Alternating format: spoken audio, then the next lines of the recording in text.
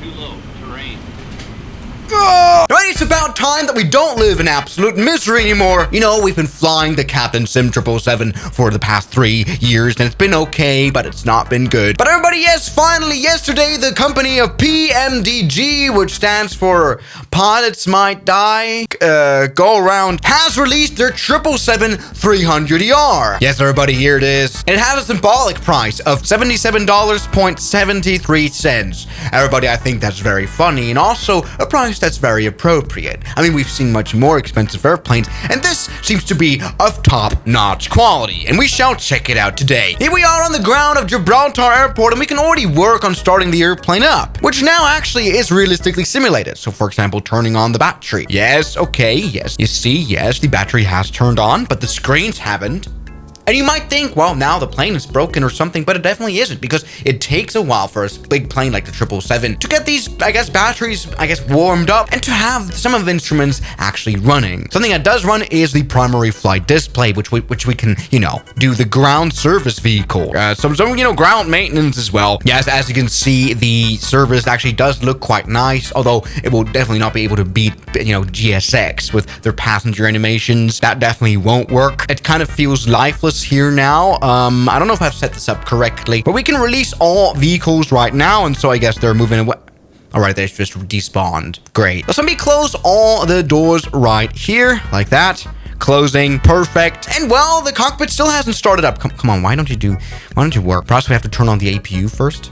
That makes a bit of sense. Of course, I don't follow checklist. This is not a good review. And yes, here we can see from the heat waves, the APU is turning on indeed. Can we just have a look at the detail of this airplane? We can literally see every bolt. I want someone out there to count all the bolts here. Yes, they did some LiDAR scanning on this aircraft, and this probably is the best modeling we've ever seen. I mean, it's insane. Take a look. We can literally see any bolt. I don't even know if it's going to show up in the video. So that's great news. Meanwhile, the APU is starting up, as we can definitely hear it. Yes. And we can hear the systems coming up. Yes, after 3 minutes, yeah, the autopilot panel started working. And yeah, there you go. The FMC started popping into life. All right. This display also came to life. Yes, everything came to life just like that. I really like this. I mean, while starting up, we can already kind of tell how clickable and usable this cockpit is. For example, we can reset the clock, and it actually works, and I like that. We've got mic, doesn't do anything for us. What is this? We can even use the PMDG pencil, which is just satisfying, I guess. If you have ADHD, you can perhaps just press the pencil the whole flight. I guess in the future update, they're going to add the TikTok phone as well. We can maybe also, there we go, take a look at this. This is kind of nice. I mean, this plane has so many quirks here. Even the sound is there. There's so much detail in this airplane. That's what I'm trying to show you guys. I mean, something that doesn't work are the circuit breakers. Although we have seen airplanes before that have working circuit breakers, which is, I guess, why this airplane isn't $120. But let's hurry up. Come on, let's go ahead and align this airplane here. Start it up properly here. Position initialization, very nice. That works. Let's go ahead and get the fuel control going. Make sure the APU bleed is on, like that. And shut up, airplane. Beautiful sounds. Let's start up the engine number right. There we go. The right engine is starting up very nicely. Why does it show engine fail right? That shouldn't be a thing. Shut up. I mean, you can see already the systems here are definitely not stolen from the 787, like it was the case in the Captain Sim. No, this is fully custom. We can, for example, scroll around here, maybe check out some more pages, the door pages, where we can see, one entry door is actually open.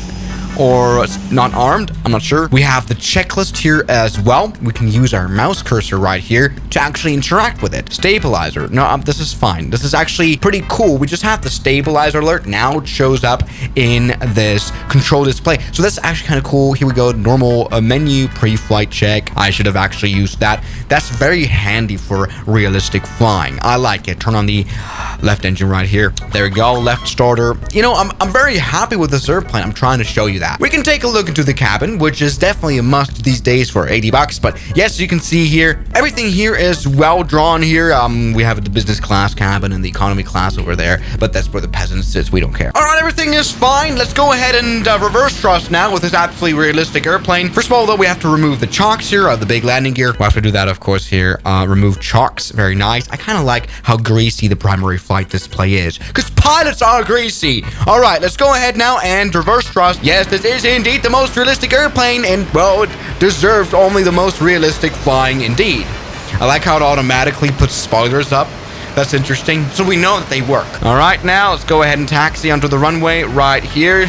Spinning the 777. Very good. This is, by the way, the PMDG livery that this plane comes with. What I find interesting is, I don't know if this is intentional, but on the one side, we see flags that actually are realistic, all fine. Here we go, take a look at South Africa.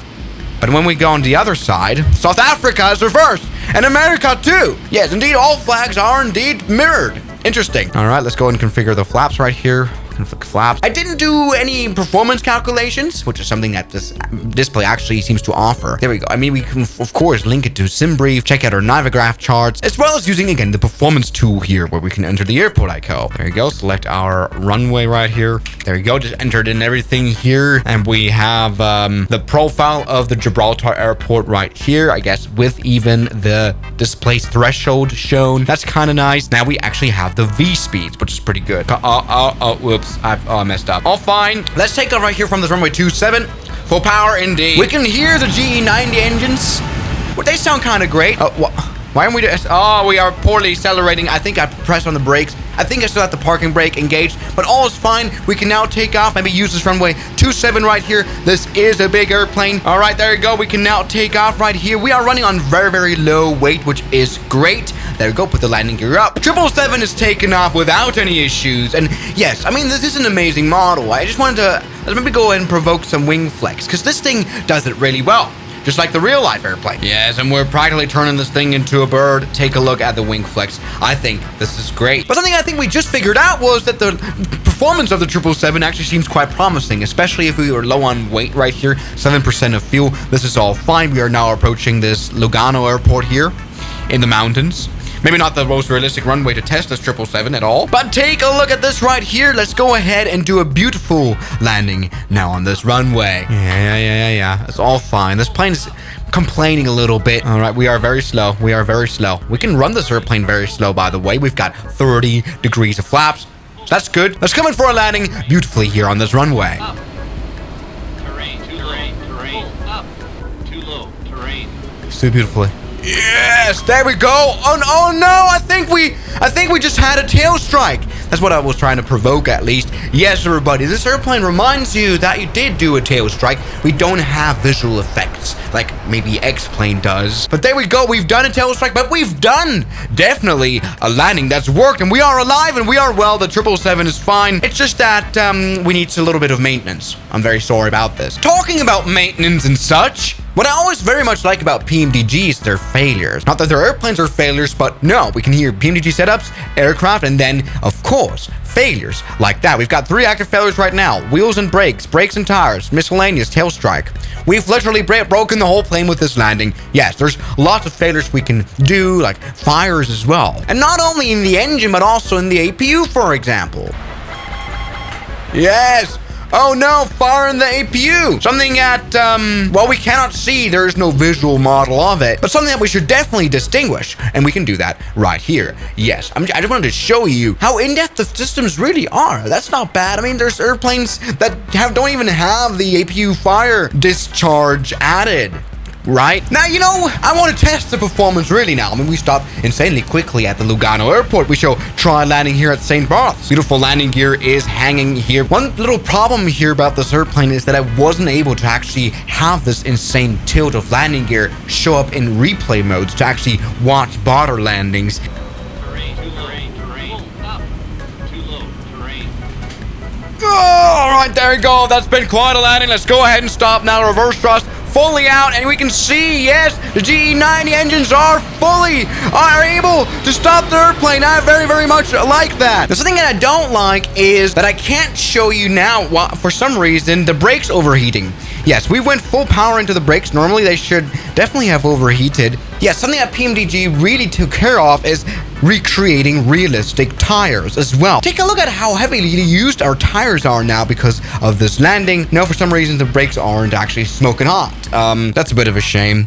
I guess it says here brake temp. It just doesn't show here. Interesting. So, buddy, there you have it. The PMDG 777. I guess this plane should be rather tested on a proper VATSIM flight because it has wonderful communication integration. We should perhaps do that. But everybody, landing test is definitely approved. And so, thank you guys so much for watching this video. And I'll see you guys tomorrow. As always, good night. And a special thanks goes out to my members, my supporters, Gunskiller, R27, James Deram, That Dude, Anime Gods of Gaming, Derek, Insider Plane, Nishijitsu Fanner, Professional Jamal, Ryland Williams, and New the York. You've got beautiful names.